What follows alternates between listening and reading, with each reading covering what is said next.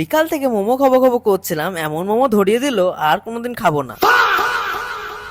আজকে বিকাল বিকালই মনে হচ্ছিল মোমো খাবো, কিন্তু বেরোতে বেরোতে সন্ধ্যা হয়ে যায়, আর সন্ধ্যা হয়ে যাওয়ার পরেই আমরা চলে আসি সুভাষ মোমোতে। আর এখানে মোমো ছাড়াও অনেক কিছু খাবার পাওয়া যায়, কিন্তু আমার চোখ গেল বোলপুর শান্তিনিকেতনে ইউনিক খাবারের দিকে, যেটা নাম হচ্ছে সাফেলে, আর একটা ছিল টাইপো। প্রথমেই হাতে তুলে দিয়েছিল সাফেলে, যেটা দাম নিয়েছিল 30 টাকা। এটা আমি আগেও বোলপুরে ট্রাই করেছিলাম, আগে বলতে 2-1 দিন আগে নয়, 2 বছর আগে প্রসেনজিৎ মোমোর কাছে ট্রাই করেছিলাম এই সাফেলে, যেটা স্টাফিং ছিল এর থেকে অনেকটাই ভালো। এখনো জাস্ট মুখে লেগে আছে, কিন্তু এখন কেন বানায় না সেটা আমি জানি না। তারপরেই চলে এলো আমার হাতে একটা নতুন খাবার, যেটার নাম হচ্ছে টাইপো। নতুন খাবার দেখি মনে একটা এক্সাইটমেন্ট জাগে যে কেমন টেস্ট হবে। দেখে তো মনে হচ্ছে বড় সাইজের মোমো, এর ভেতরে স্টাফিং রয়েছে মোমোরি, আর তার সাথে রয়েছে একটা গোটা ডিম। খেতে গিয়ে হয়ে যাচ্ছে নাকানি চোবানি। আমি খেয়ে যা বুঝলাম, একটা পাউরুটির ভেতরে সেদ্ধ ডিম আর মোমো স্টাফিং ভরে দিয়ে ভাপিয়ে দিলে যেমন হয়, এটা সেই রকমই। দার্জিলিং এর ভাইবস বোলপুর শান্তিনিকেতনে পেতে গেলে শীতের জ্যাকেট পরে গিয়ে এরকম খাবার অর্ডার দাও, তাহলে তোমরা ভাইবস পাবে দার্জিলিং এর।